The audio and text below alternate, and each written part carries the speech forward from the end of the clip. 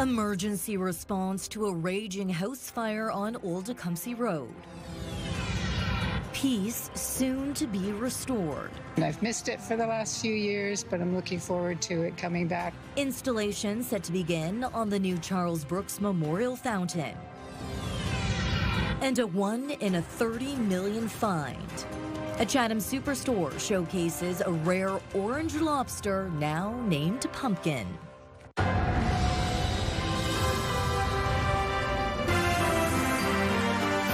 CTV News with Stefanie Masotti. Good evening, and thank you for joining us on CTV Windsor and AM 800. An iconic part of Windsor's waterfront is finally set to make its return after being gone for 3 years. Work is about to begin to reinstall the Peace Fountain at Coventry Gardens, bringing a familiar sight back to the city's shoreline. CTV's Bob Belichico is following this story. So, Bob, this isn't going to be a quick process, is it? No, definitely not, Stephanie. It's going to take a little bit longer, but it is nice to know that there is a wave in the water now. Work is supposed to begin later this month, maybe early next month, and now there is a target date for the return of the fountain here at Rion Park.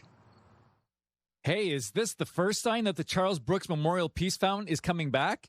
Unfortunately, no. But the city says the project is finally moving forward. I've missed it for the last few years, but I'm looking forward to it coming back. We'd definitely like to see the fountain come back. The original fountain was removed in 2023 after 4 decades of service. The next year, council approved a $10.5 million project to replace the fountain. We really enjoy it. We think it's a great attraction for Windsor. Oh, it was lovely to bring guests to the city down here to see it and hang out. Nearby residents received a letter from the city saying work will begin later this month. What's important is that we have the proper transformers, which are going to be going in this year, as well as all the pumps that are necessary, making sure that everything is up to par and ready for the final installation of the Peace Fountain. The new fountain will be reminiscent of the old one, with water shooting skyward and cascading beautifully back into the Detroit River. This fountain is going to be very similar to the last one, but it'll have better components which will be able to endure the weathering effect of the fountain. Mayor Yanni expects reduced maintenance costs for a fountain he suspects will endure for between 30 to 50 years. The contractor for the project is Burlington-based Bronte Construction. The fountain is expected to be done and ready for installation next year. Then we'll have that day, that grand opening on September 21st, the International Day of Peace, and the Peace Fountain will be lit up for the first time in a long time. Now, I was speaking to one of the residents from one of the apartment buildings across the street here on Riverside Drive, and he was telling me that back in the day, on a windy day, that the mist from the fountain would reach across the street. He's not too excited about that part, but he is looking forward to seeing the fountain back here at Rion Park. Stephanie, back over to you. Okay, most of us can't wait. Okay, Bob Belichico with our top story. Now, this does take us to our question of the day. Are you looking forward to the return of the Peace Fountain? Go to our website to cast your vote, ctvnewswindsor.ca. On Friday, we asked, do you think the Detroit Tigers will make the playoffs? Out of almost 800 votes, 52% of respondents say yes. 3 adults and 3 youth have been charged following a violent home invasion in Chatham. Police say several people forced their way into a home on August 10th, assaulted residents and stole property. A 16-year-old was allegedly threatened with a knife, while a 19-year-old was assaulted, choked, and threatened with the death. Police say one of the suspects later threatened the victims again through social media. 2 22-year-old men and a 19-year-old woman, all from Chatham, are facing charges along with 3 young offenders who cannot be identified. A house fire on Old Tecumseh Road in Lakeshore has caused an estimated $600,000 in damage. Firefighters from Stations 1 and 3 were called to the home in the 700 block around 11:30 Friday night. Crews battled the blaze into Saturday morning before bringing it under control. No one was home when the fire broke out and no injuries were reported. The fire has been ruled accidental, although the cause remains unknown at this time. Again, officials estimate the property damage at $600,000. After years of auto thefts that reached historic highs across the country, the numbers are now trending downwards. CTV's Kamil Karmali on what's driving this change. Look at this brazen carjacking attempt at this Toronto home. One try after another after another. How many attempts have they made to steal your vehicles? Honestly, I've lost count. Multiple. So Allison Tuckett took action. A wheel lock, another for her steering wheel. 1, 2, 3, 4. And how many cameras? About 12 security cameras. That hasn't stopped would-be thieves from coming back. That still doesn't deter them. They don't care. They don't care. Government data shows car thefts have surged after the pandemic, reaching record levels. Crime groups capitalizing on a void in the market left by supply chain issues. Vehicles are being stolen roughly every 5 minutes across the country. But now thefts of vehicles continue to drop across the country. Take a look at the first half of last year, where there were more than 23,000 cars stolen, and compare that to the first half of this year, where there were just over 20,000 vehicle thefts, and that's a drop of more than 10%. That's definitely to do with the different levels of government investment. A couple of years ago, a national summit led to ramped up penalties for car thieves and gave investigators more tools. Perhaps the biggest shift, though, police task forces across Canada started coordinating their efforts. Because these crime groups, they're not keeping their activities to a single municipality or even a single province. And cracking down on one of Canada's hotbeds for stolen vehicle shipments at the Port of Montreal. But credit also goes to Canadians becoming sharper when it comes to safety. That's the chip. Like Dave Howell showing us his new anti-theft device. A key fob that won't allow the car to start unless it's inside the vehicle, a lesson learned after his SUV was stolen. I'm looking at the parking lot saying, dude, where's my car? I was very, very surprised. Savvy drivers with smarter tech continuing to drive down car thefts. Kamal Karamali, CTV News, Toronto. CTV meteorologist Gary Archibald joining me now for a first look at the weather from the top of the Bell Building tonight. Good evening, Gary. Good evening, Stephanie. Good evening, folks. It's been a beautiful afternoon. In fact, much of today we've been under fair weather, cloud and sunshine, a lovely combination. The relative humidity's low, and that means it's comfortable out here, warm and comfortable. Not much to see across southern Ontario with respect to the satellite and radar imagery. We're not likely to see any precipitation for tonight and for a good part of tomorrow. Things change for Tuesday night into Wednesday. I'll break down that story in just a few moments. If you're outside the next couple of days, UV is high, so do protect yourself, sunglasses and sunblock. Otherwise, just enjoy yourself. It's a good-looking forecast for the next at least 18 to 24 hours. Stephanie? The Ontario and federal government are committing a combined $1 billion to help municipalities build critical infrastructure to support new housing, but only for those that do not collect development charges. We know that many municipalities are dealing with repair backlogs, higher construction costs, and limited funding sources for critical infrastructure projects, especially when they do not implement development charges. The money will help those communities build things like roads, bridges, and waterways to accommodate additional homes. The province and feds will each contribute $500 million. Applications open in the fall. More than 1,100 people turned to the Downtown Mission's food bank for help last month. The organization says rising living costs are pushing a wider range of households to seek support at a time where summer donations are typically lower. CTV's Sanjay Maru explains. Box by box, the Downtown Mission is helping fill a growing gap in household budgets. In July alone, its food bank provided groceries to 683 households, a total of 1,173 people. We've also seen an increased number of young families with children. For example, on Friday, I was, walking into the Mission after a meeting in the early afternoon, and there was a young family with 3 children in line. So that's always heartbreaking to see when you see young kids in line with their parents in our food bank line. The pressure is far from limited to the city's core. The UHC Hub of Opportunities supports 15 food banks across Windsor, Essex. And CEO June Muir says they're all feeling it now more than ever. Because while the demand does not take a summer vacation, donations often do. People aren't thinking about food banks as much as they do at Thanksgiving or Christmas time. What I think about during the summer months is children, families that have children not having enough to eat.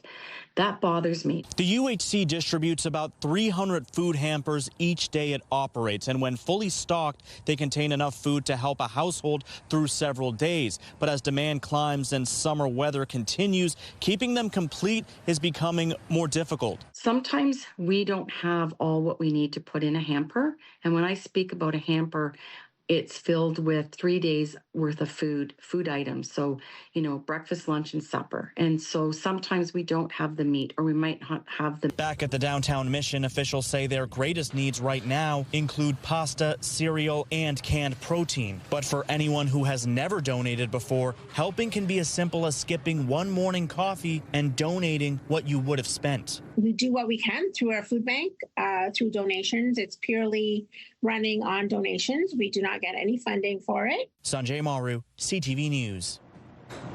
A new long-term care home is being proposed for Windsor's Ward 3. Berkshire Care Center hopes to build a 224-bed, 4-story facility on Hannah Street, just east of Howard Avenue, replacing its aging home at University Avenue West and Dougal Avenue. Residents raised concerns about parking, noise, and density at a public meeting last week, but Ward 3 Councillor Ronaldo Agostino says most questions were addressed, and he believes the project is a good fit for the neighborhood. He says the new site offers better access to transit, existing medical services, and more parking for visitors.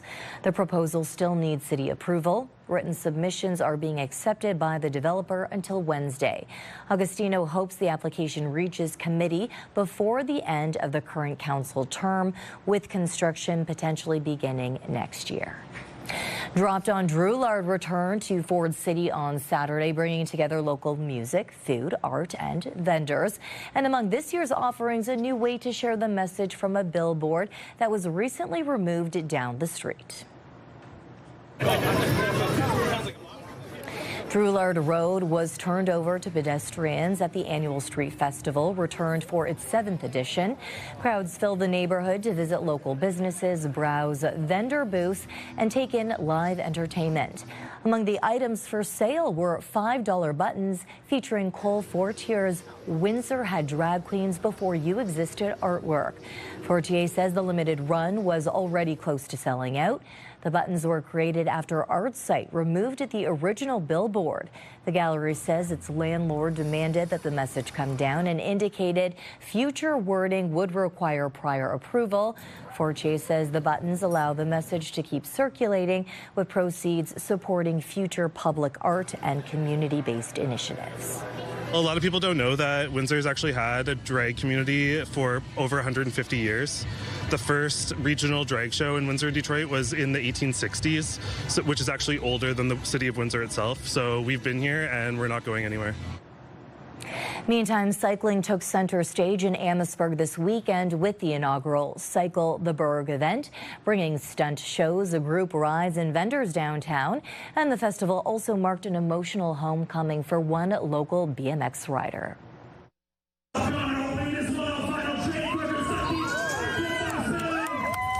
Why cycle the Berg? Why not cycle LaSalle, cycle Kingsville? Why was Amherstburg the spot for this? Because of what we've done at the Libro Center trails. It's absolutely incredible. You can see the hard work that has been built. They've privately funded these trails using public donations and different fundraisers. So nothing has implicated the taxpayer's dollar. We've done it all ourselves, and it's something to be very proud about. An awesome weekend, all about celebrating bikes and community and bringing people together outside. And Amherstburg is a hidden gym in all aspects. It's an amazing town, and they've really embraced cycling and recreation between the Websea Libro Center Trails project, just cycling in general with bike lanes, obviously using the county roads for road cycling and everything else, especially with this bike festival. So absolutely, it is a gym. I moved away for 10 years in my 20s to pursue BMX riding. I lived in Toronto, competed all over North America, did stunt shows all over the place, and then moving back to Windsor in my 30s, meeting a community of like-minded individuals has been absolutely amazing. My 2.5-year-old girls got to see their dad do backflips all weekend, which was honestly the most proud I've ever been. I'm getting emotional, but pretty cool to be out there. I just turned 40 this week, and to be able to show my girls what their dad used to do was the most special thing. Essex by law enforcement is hitting the streets on 2 wheels. A new bicycle patrol program is in effect, with officers using 2 refurbished bikes thanks to a partnership with the OPP. The goal to increase the town's presence in neighborhoods, roads and parks. And with officers on bikes, they will have better access to areas, especially off-road locations. Officers will respond to bylaw concerns, including complaints involving off-leash dogs. The programs come with little cost to the town. So we're looking at more proactive enforcement of bylaws and also just upping that community presence, which is something that our council has been big on, getting out there in the community and being visible. A little bit of Halloween has arrived early at the Great Canadian Superstore in Chatham, and it's one lucky catch. A rare orange lobster turned up in the seafood department. They've named it Pumpkin, and the odds of finding one like this are about 1 in 30 million. Pumpkin weighs roughly 1 to 1.5 pounds, small enough to fit in both hands, and has quickly become a bit of a celebrity with customers. Experts say that one of the 80 to 100 million lobsters caught around the world each year, only a handful are orange. For now, Pumpkin is hanging out in the store's lobster tank, where curious customers have been stopping by for a look, but the superstore is hoping that's only temporary.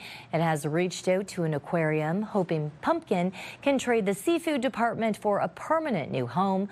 Until then, this rare little lobster is enjoying a lot of attention and a pretty celebrity status in Chatham. Also tonight, calling all pickle people, Amherstburg is getting a festival dedicated to the tangy treat. There's not a festival like this anywhere this side of Toronto. We're the only one in southwestern Ontario. We're the first one in southwestern Ontario. And we grow these in fields everywhere. So we should celebrate them as well. The inaugural Pickle Me Softly Festival is coming to Wolfhead Distillery November 1st with about 30 vendors, specialty food and drinks, and an afternoon of yacht rock. Organizers say the festival celebrates the cucumbers grown throughout Windsor, Essex, and Chatham, Kent. Festival goers can expect everything from pickle-infused bread to pickle Caesars. We've actually never done something like this where we've had 30 vendors. When we do the Chili Fest, we have 8 maximum. So it'll be interesting to see bringing in that market element to the distillery. If you want to learn more about this quirky festival, we want to hear from you. Or if you have any questions or comments about another story, please text us at 10400. You can also send photos and video. Still ahead on Windsor's news leader, with trade negotiations down to the wire and intensifying. Both sides are digging in. An incident on the Zipline. Later, why a social media influencer demanded money to remove a misleading video. And tomorrow, new hope from a promising cancer research. Advanced genetic testing is helping guide treatment for some participants. That's tomorrow at 6 on CTV News. A restricted fire zone is now in effect in parts of northern Ontario because of increased wildfire activity and extreme fire hazard. The measure has been implemented in the northwest region and a small area of northeast region. It will remain in place until further notice. The latest information from the Ministry of Natural Resources shows 84 active blazes in northwest region, 7 of them out of control. In the northeast, 2 new blazes were confirmed confirmed as of 6:15 p.m. on Sunday. There were 45 active wildfires in total in the region. One of them is out of control. And in BC, the Bald Range wildfire west of Okanagan Lake is still out of control. The blaze is listed today at 212 square kilometers. Those near Okanagan Lake are still being told to be ready to leave at a moment's notice if the fire danger shifts in any way. A dire warning from a top Canadian fire official over the dangers of lithium-ion batteries. Blamed for dozens of destructive fires recently, some of them fatal. CTV's Adrian Gobriel on the calls for action to protect the public. Putting a dangerous charge into fires.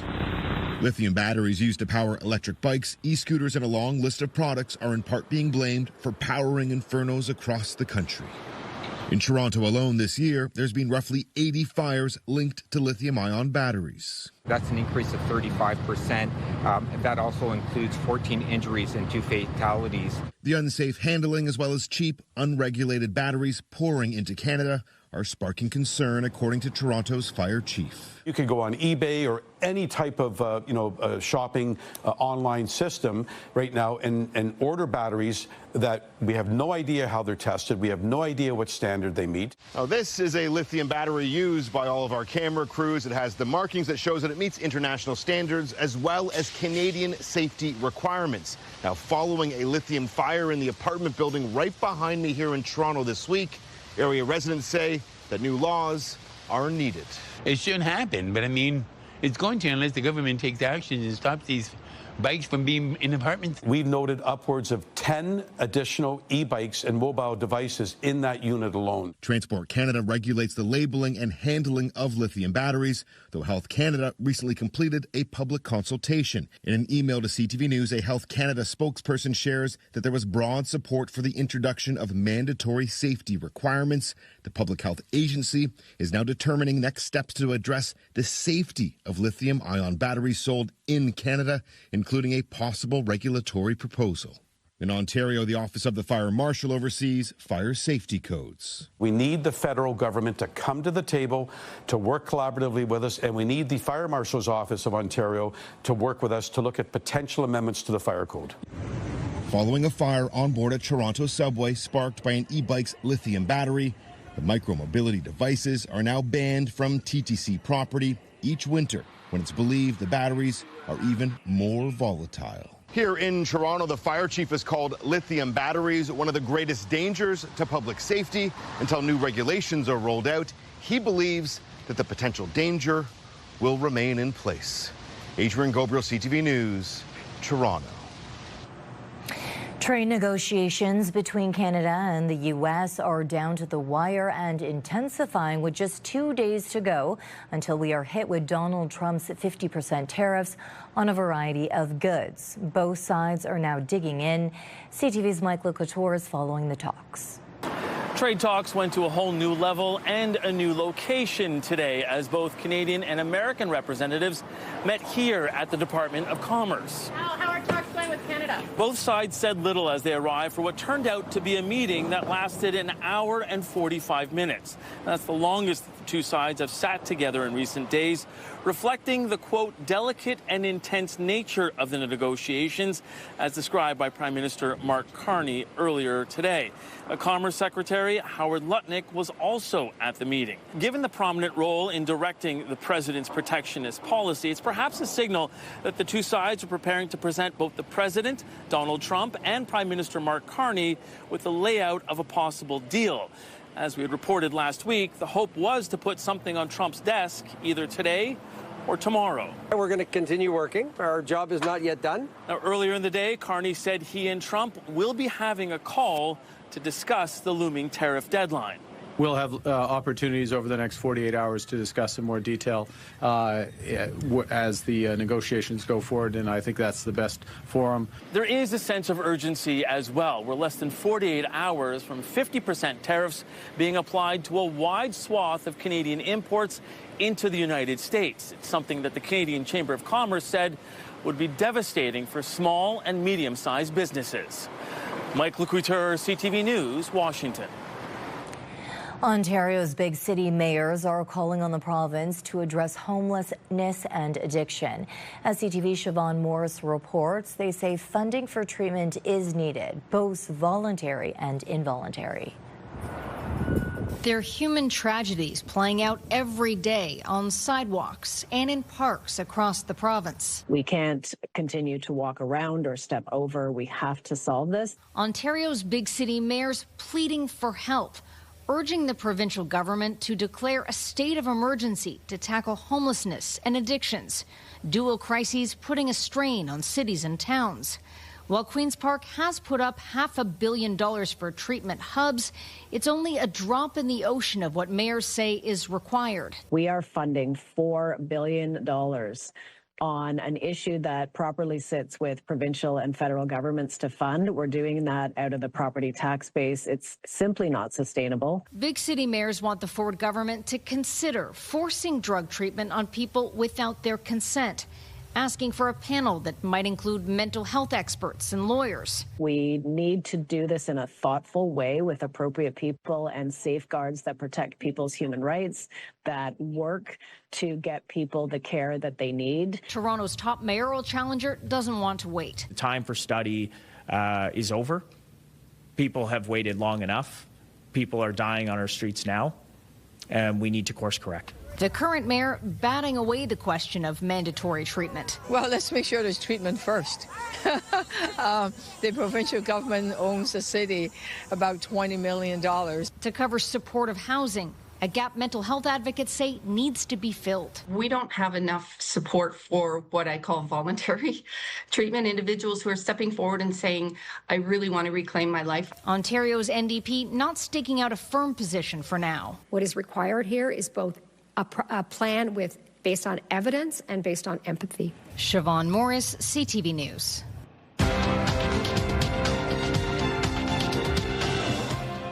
In Toronto, the TSX lost 62 points. In New York, the Dow fell 273. The Nasdaq dropped to 84. The Canadian dollar is up 0.05 of a cent today. On commodity markets, gold gained more than $36 an ounce and oil fell $2 a barrel. A child's drawing can be more than just a picture. Still ahead, see how the Brave Buddies fundraiser is turning kids' creativity into stuffed animals. Let's take a look at our CTV News weather snapshot. Thanks to Mark Hewer for this lightning image. Could lightning be in the forecast? It's been so nice today. We could see some storminess as we head towards the midweek. I'll break down what you need to know. My weather forecast coming up next on CTV News Windsor. Start your day with the latest local news. By signing up for our newsletter, you'll get direct local content straight from CTV Windsor to your inbox, including top stories, the forecast, and videos. You can sign up at ctvnewswindsor.ca.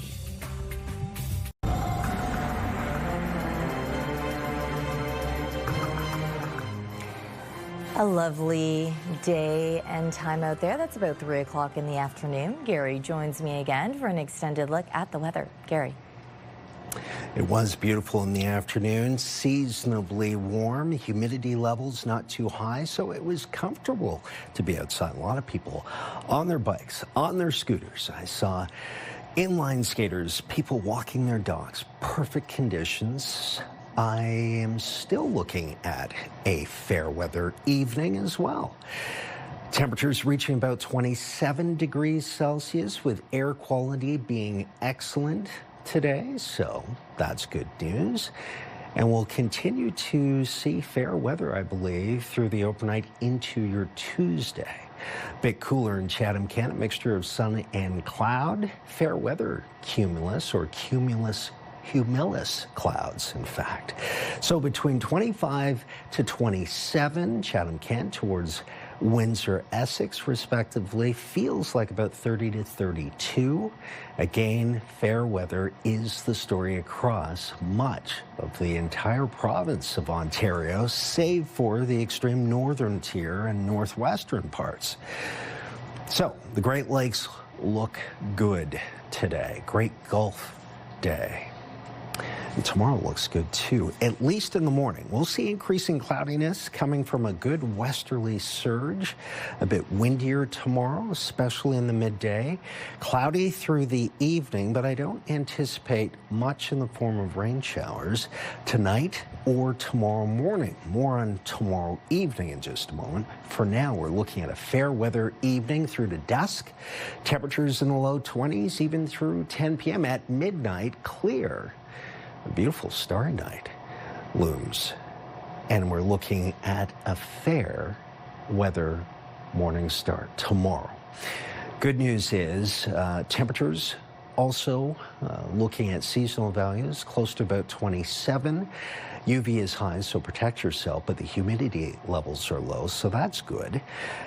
And we could see some showers, though, overnight into Wednesday. Wednesday, a high of 25 is about 2 degrees below seasonal, 60% chance of showers. And then sunny through Thursday and Friday, 26 and 27 respectively, clouding over, and possible showers for Saturday, Sunday, 26 and 24, and then 25 and cloudy with slight risk of showers on Monday, a week from now. That's a look at your 7-day forecast, courtesy of Enercare Sahels.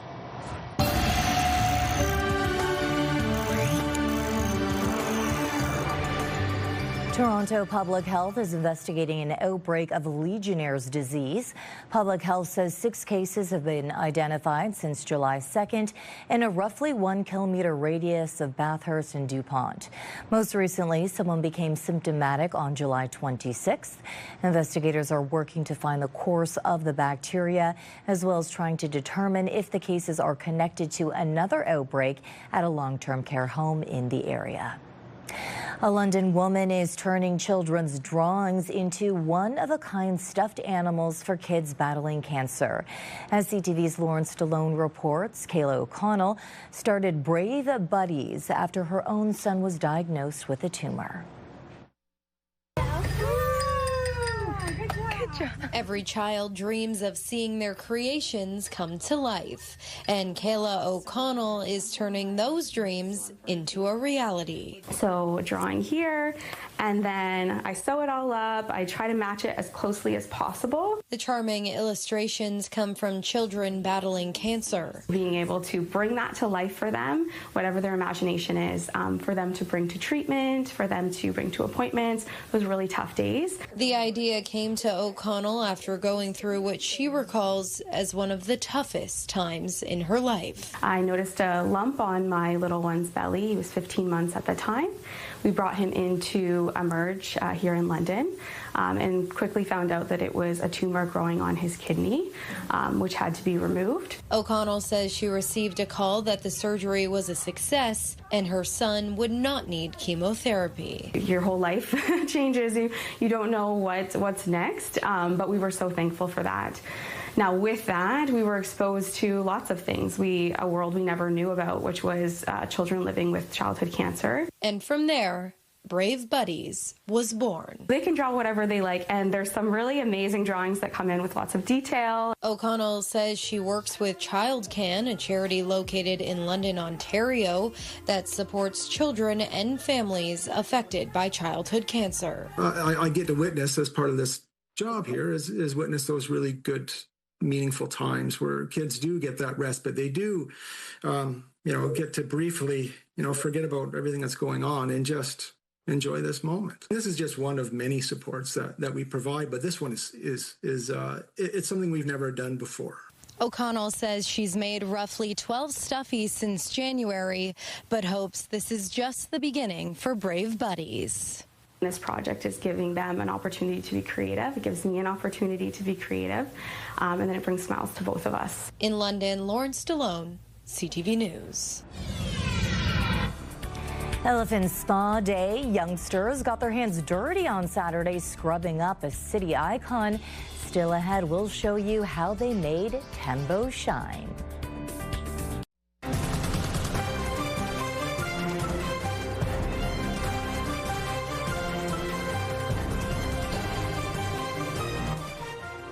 It was a chance for some young Windsorites to roll up their sleeves and help one of the city's largest residents look her best.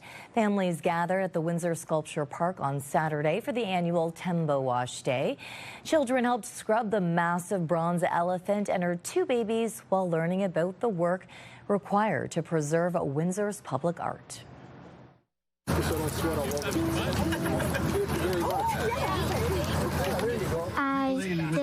Cleaning the elephant, and they're really fun because you could wash it so it's like clean and sparkly. Why Tembo for this activity? Tembo is one of the favorites because adults and children alike fall in love with this work. It's a work that talks about a mother and her babies.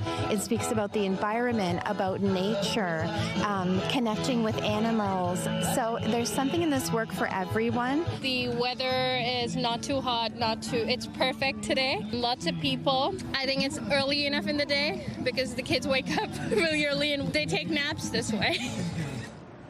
A viral video showing what looks like an incident on a Montreal Zipline has turned out to be nothing of the sort, but the fallout is real. The company says it had no choice but to pay the influencer hundreds of dollars to take down the misleading video. Now, as Sweet Arasi reports, they're taking legal action. Going down is easy, but climbing back up is the new challenge at this zipline attraction in Montreal's Old Port. That's exactly what an employee was testing out when a content creator from Halifax caught it on camera. I said, babe, you know what? See, look, that guy got stuck. Oh, God. And then I said, my first thing was, obviously, I'm a social media guy. So, you know, everything I see, my eyes, anything interesting, I open up my camera, I start recording. Lovepreet Singh posted that video online and called it an incident. It went viral and garnered 1 million views in just 24 hours. But when the president of the company, Samuel Kadat, saw the post, he was shocked. And we could see so many different comments of saying, I'm never doing this again. So he asked Singh to take it down, or at the very least, change it to let viewers know there was no incident to begin with. But for the content creator, the video was making him money. So to remove it would cost Kadat. My social media is my source of income. So Kadat paid. And to strike a deal, we had no choice. They agreed on a $300 deal, and Singh took down the original video. He posted another one clarifying there was no incident to begin with. It was not an incident, guys. Yes, the owner himself reached out to me. One social media expert says it points to a bigger problem with how platforms reward content. The algorithms don't care about the false information or misinformation at all. They only care about how long people are watching the video, how many people are sharing, liking, commenting. The timing of the video made things worse. Kadat says the summer season is when his business earns most of its yearly revenue. Kadat has filed a police report and hired a lawyer.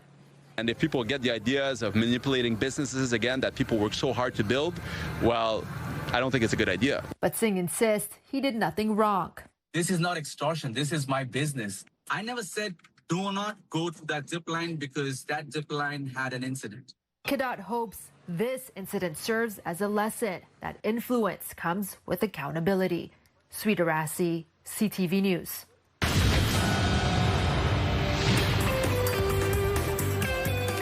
The entertainment world is mourning the death of Hayden Panettiere, best known for her roles in Heroes and Nashville. Panettiere's father announced her death in a statement last night, but did not reveal a cause. She began her career in 1996 with roles in A Bug's Life and Remember the Titans. She rose to prominence with her roles as cheerleader Claire Bennett in Heroes. In recent years, she was open about her struggles with substance abuse and postpartum depression. She was 36 years old. Changing gears now, it's almost time for Happening Now. Melanie Kentner joining us. Melanie, what do you have for us tonight? Yeah, we're going to talk about some inspirational young boxers. That's straight ahead.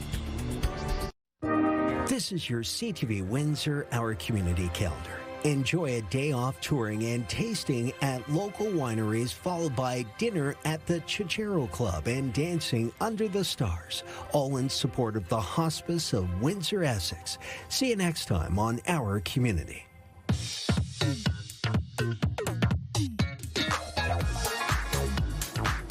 Okay, Melanie, a 9-year-old Windsor boxer says she is ready to get back in the ring after making her debut this past week, and it was a really exciting match. That's right. Natalie Brown from Windsor faced 8-year-old Vlada Kozenko of London during Border City Boxing's Rumble on the River on Saturday.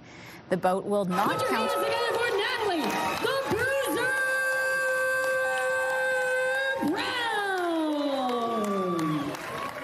The bout will not count towards either participant's official record since sanctioned boxing matches in Ontario begin at age 12. Brown has trained for 2 years, visiting the Border City Boxing Gym 6 days a week.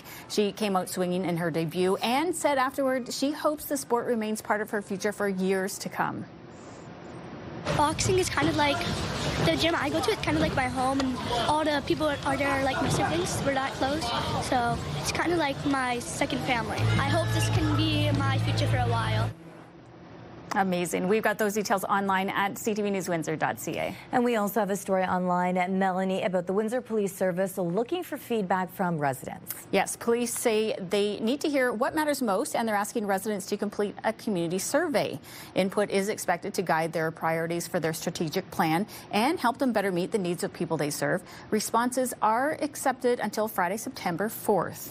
And in our social spotlight, check out the footage of this adorable rare pig in the UK.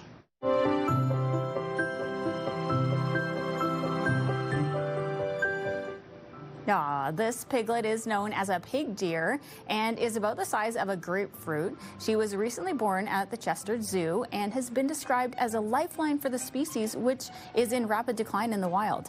The zoo posted this video of her, saying it might be hard to catch a glimpse, though, as she quickly became a pro at hide and seek. This is so interesting. I've never seen this before. Love hearing new things. Obviously, this is going to get a lot of hits online. Adorable. It's so cute. I love for the footage. Any zoo puts out baby footage. I was just going to say, it has to do once the baby's in there. And we have another awesome story of another animal pup coming up.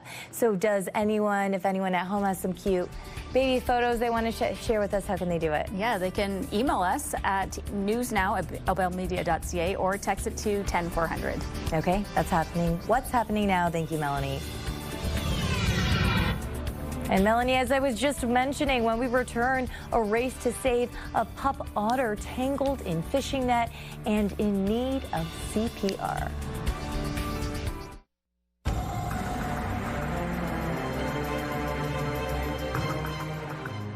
Yeah, definitely cloudy earlier today. Yeah, and then it got beautiful in the afternoon, Stefanie. Lovely day to be outside, folks. I think tomorrow also will be lovely, at least in the morning. Early afternoon, we'll see increasing cloudiness. Then Tuesday night into Wednesday morning, we could see showers and or thunder showers.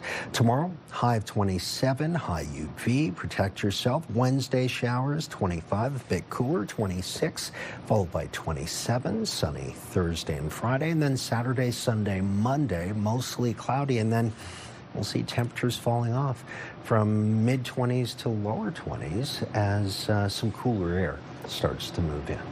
Okay, question. Do you know CPR? I do. Could you do CPR on a baby otter? I don't know. Well, Yeah, take a look at our final story of the evening. An otter pup has been reunited with its family after a Good Samaritan helped to save its life. As CTV's Adam Swansky shows us, the animal was strangled by a fishing net before being revived with CPR. After looking past the crowd, Robin Quirk saw what seemed like a wet sock on the dock. I just moved. You know, there's no hesitation. You just go and help. So Robin raced over to the baby river otter and built a shelter to protect it before hearing what had been done to rescue it. And there were 3 otters wrapped in fishing net. The third one was wrapped up so bad that it was motionless and the head was laying in the water. After Gordon Mellish pulled the tangled trio out of the ocean, he cut the first 2 free before returning to the third, who wasn't moving. It didn't look like it was going to survive, but you got to try. So the former logger and fisherman did what he'd done to 10 other humans before, but never an otter. And I gave the heart a little pump. Nothing was going on, so I actually grabbed it, picked it up, wrapped my mouth around its mouth and its nose, and gave it a breath of life. You performed CPR on an otter. Yeah, I know. After the baby started breathing on its own, Robin took over, following expert advice and caring for the otter overnight in her car. You know how if you can't get your baby to sleep, you take it for a drive? Well, the otter slept the whole way. And like a mother might sing her baby a lullaby, Robin would whistle to the otter. You're responsible for this life. After driving the otter to the wild animal rescue, the baby spent a week being rehabilitated before Robin picked him up and met with Gordon to release him. But before she went to go swim away, she turned back, looked at me, and we made eye-to-eye contact, and she nodded her head and then took away and swam away. And they didn't see the pup again until someone sent Robin this video, and she rushed down to the water where it was taken. And started whistling. All of a sudden, there was this little otter, and I said aloud, "Oh, buddy, you're alone." And then a second baby appeared, then a third, followed by their mom. And I went, "Oh man, we did it. We united the family." And by we, Robin is acknowledging the more than a dozen people who also stepped up to support the baby along the way, including Gordon, who brought it back to life with his breath. A life's a life, no matter what it is. Just try to do your best to save it. Adam Sawatsky, CTV News. I don't know how many people, when they go through training of CPR, ever think in the back of their minds that maybe they will be using it on an animal one day. Yeah, I have never thought in those terms, but I think obviously it makes sense, right? If you have a dog or a cat, that could apply, certainly. But what a heroic story of people coming together. It is, over a dozen people coming together to make this happen. Yeah. Okay, on behalf of our dedicated team here at CTV News Windsor, thank you for watching. For updates throughout the evening, go to ctvnewswindsor.ca. I and Gary will be back with your only late local newscast tonight at 11. We'll see you then.